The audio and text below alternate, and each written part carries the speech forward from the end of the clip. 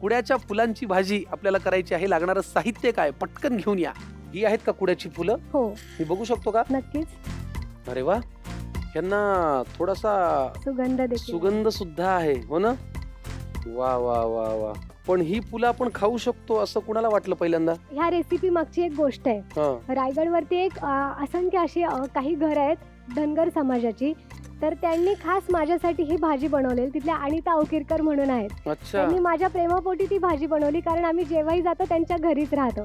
तर तेव्हा मला ही रेसिपी समजलेली. किती कमाल यार, किती कमाल. फार छान. म्हणजे जशा रानभाज्या असतात त्यातली ही एक आहे असं म्हणायला हरकत हो. नाही. फक्त ही भाजी नाहीये, ही फुलांची भाजी फुलांची आहे. भाजी. चला मग कुड्याची, ह्याला कुड्याचीच फुलं म्हणतात का? हो कुड्याची. ठीक आहे, लागणारं साहित्य सांगा. कुड्याची फुलं, खोबरं, कांदा, मिरची, जिरं, लसूण, मोहरी, हळद, लाल तिखट आणि मीठ. चला आता आपण कृती करूया. काय करायचं पहिल्यांदा?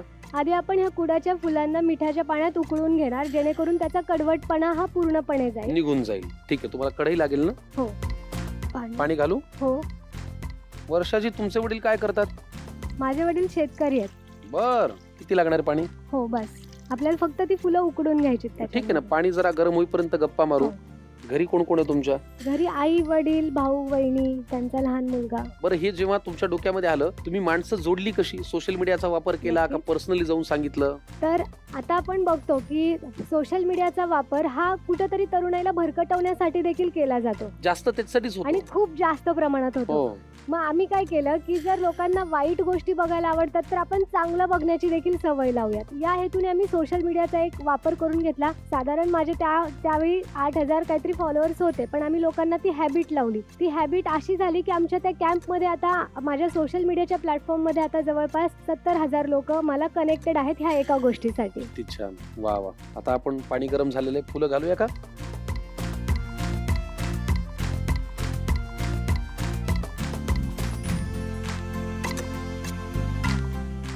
आता ही फुलं थोडीशी कडू असतात, त्याच्यामुळे त्याचा कडूपणा जाण्यासाठी आपण त्याच्यामध्ये थोडंसं मीठ टाकतो. मीठ घालायचं. ठीक आहे. बरं, गडावरती आता समजा काही सण असेल, काही उत्सव असेल, तर गडावरती कुठला पदार्थ असा फेमस म्हणण्यापेक्षा असा प्रचलित आहे, लोकांना माहिती आहे? गडावरचा प्रचलित पदार्थ म्हणजे पिठलं भाकरी. हो, हो. आपल्या आणि महाराष्ट्राचं लाडकं अन्न आहे ते, लाडकं अन्न. पिठलं भाकरी. खूप लांबून म्हणजे कोल्हापूर असेल, मुंबई असेल, सातारा, सांगली, अगदी पुणे, लोक खास ते पिठलं भाकरी खाण्यासाठी जातात. आणि त्याची एक खासियत म्हणजे आज आपल्याला एखादी भाजी बनवायला किती वेळ लागतो? अर्धा तास, 20 मिनिट, 2 लोकांची भाजी बनवायला. पण रायगडवरती अशा महिला आहेत, काही म्हणण्यापेक्षा सगळ्यात अशा महिला आहेत की त्या 200 लोकांचं पिठलं भाकरी अगदी एका तासात बनवतात. हा बात आहे. चला आता हे मला वाटतं उकळून झालंय हो. छान. काय गाळून घ्यायचं का? हो. गॅस बंद करा. हो, करा की.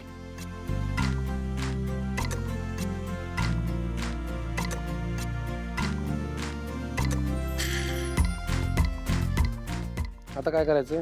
आता आपण खमंग फोडणी देणार आहे आणि हे आपण बाजूलाच ठेवणार ठीक आहे. आहे, मग आपण हे जर असं इथे ठेवूया आणि फोडणीची तयारी करू. आता मी वर्षा तुम्हाला एक वेगळाच प्रश्न विचारणार आहे. तेल आधी घालतो मग विचारतो. किती लागणार आहे तेल? तेल थोडं कमीच वापरूयात आपण. तेल गरम होईपर्यंत मला सांगा, अशी एक जुनी म्हण आहे की शिवाजी जन्मावा पण दुसऱ्याच्या घरी. दुसऱ्याच्या घरात, आहे की नाही? हो.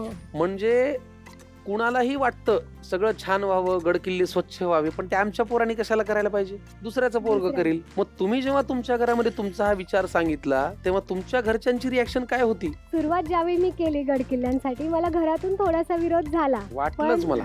पण ज्यावेळी बाहेरून लोकांनी कौतुक केलं की तुमची मुलगी खूप छान काम करते, त्यावेळी त्यांना जो अभिमान वाटला ना, तर आज ते मला विचारतही नाहीये की तू कुठं चाललीस आणि कुणासोबत चालली. एवढा विश्वास त्यांचा मी कमवलाय. किती ते ह्या एका गोष्टीमुळे, फक्त छत्रपती शिवाजी महाराज यांच्या गडकिल्ल्यांमुळे. किती छान. आणि मला ही गोष्ट सांगायला आवडेल की दुर्ग संवर्धन करणाऱ्या महाराष्ट्रभरातल्या सगळ्या संस्थांमध्ये मी एकमेव अशी मुलगी आहे जी संस्थापक अध्यक्ष आहे एका संस्थेची. आम्हाला अभिमान आहे. चला काय करूया आता ह्याच्यात? आता आपण ह्याच्यात जिरी मोहरीची फोडणी देऊया. घ्या. मोहरी घातली, आता जिरे. आता आपण लसूण घालूयात. घाला घाला. लसूण तर पाहिजेच ना. हो. जरा असा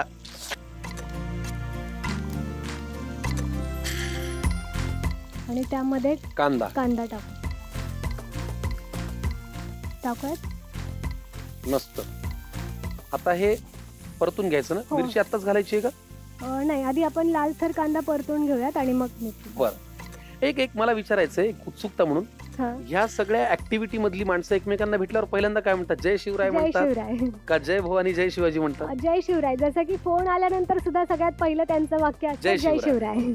अरे वा. मग हे करतानाच काही ठराविक हातवार आहे? नमस्कार म्हणजे कसं करतात? नाही, असं काही नाही, पण हँडशेक फार कोणी करत नाही, नमस्कारच करतात की जय शिवराय. जय आणि शिवराय. त्याच्यात सगळ्यात चांगला मुद्दा असा आहे की ज्यावेळी पण गडावरती एखादा मुलगा असेल, मुलगी असेल, समोरून एखाद्या मुलीला त्याने जय शिवराय केलं की आपसूक त्याच्या तोंडातनं ताई हा शब्द निघतो की अरे, जय शिवराय ताई. किती छान. वा वा वा.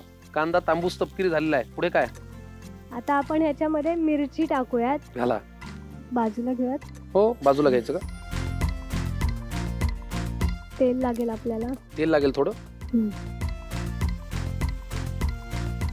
ठीक आहे आता ना? मिरची आपण परतून घेऊयात आणि मग त्याच्यामध्ये आपण हळद टाकूयात. वा वा. घाला हळद.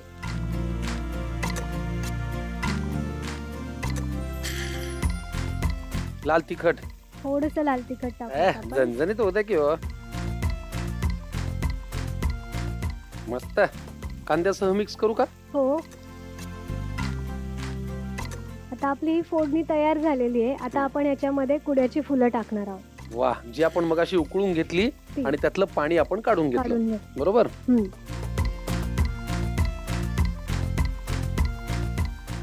कुड्याच्या फुलांची भाजी खायची कशा बरोबर? ही भाजी आपण चपाती सोबतही खाऊ शकतो, भाकरी सोबतही खाऊ शकतो. चला काय करूया आता ह्याच्यात? खोबरं घालूया. घालूयात. क्या बात है.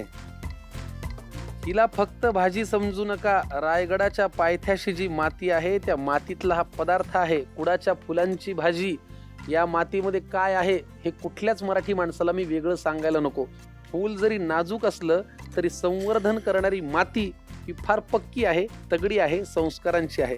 त्याच्यामुळे याच्यात फक्त चव नाहीये, याच्यामध्ये एक विचार आहे आणि एक परंपरा आहे. बरोबर ना? नक्कीच. वा वा वा. फारच सुरेख. आता आपण याच्यात मीठ घालूया. आपण थोडंसं बेतानी घालू कारण मग अशी हो, फुलं उकळून फुलं घेताना आपण उकळून वापरलं होतं. मीठ घालू आणि परत एकदा खोबरं घालून जरा छान मिक्स करून घेऊ. बरोबर ना? हो. मस्त. अप्रतिम. वर्षा मॅडम तुमचं गाव कोणतं? मी राजगुरुनगर पासून 10 किलोमीटर चास कमांड म्हणून गाव आहे. त्या चासकमान. गावात मी म्हणून आहे. तुमचं आडनाव चासकर आहे का? हो. बर.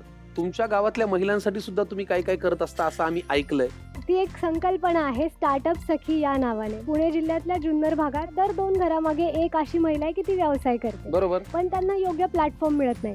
ते म्हणतात ना, सगळी सोंग करता येतात पण भांडवल आणि पैशाचं आणि पैशाचं भांडवलाचं सोंग नाही करता येत करतायत. नाही. बरोबर. तर त्या एका गोष्टीचा विचार डोळ्यासमोर ठेवून आम्ही त्यांना प्लॅटफॉर्म देण्याचा विचार केला, ज्याची कन्सेप्टला नाव आम्ही दिलं स्टार्टअप सखी. स्टार्टअप सखी. पण मला एक सांगा की कुठल्याही व्यवसायासाठी स्टार्टअप साठी सगळ्यात महत्वाची गोष्ट काय? सगळ्यात महत्वाची गोष्ट म्हणजे ना, तो स्टार्टअप करण्याची जिद्द हवी. त्याच्या मागचा जो काही ड्रॉबॅक आहे तो सहन करण्याची देखील तुमच्यात कॅपॅसिटी पाहिजे. अगदी बरोबर आहे. स्टार्टअप करण्यासाठी महत्वाची असते जिद्द आणि जिद्दीला पाठबळ मिळतं ते भांडवलाने.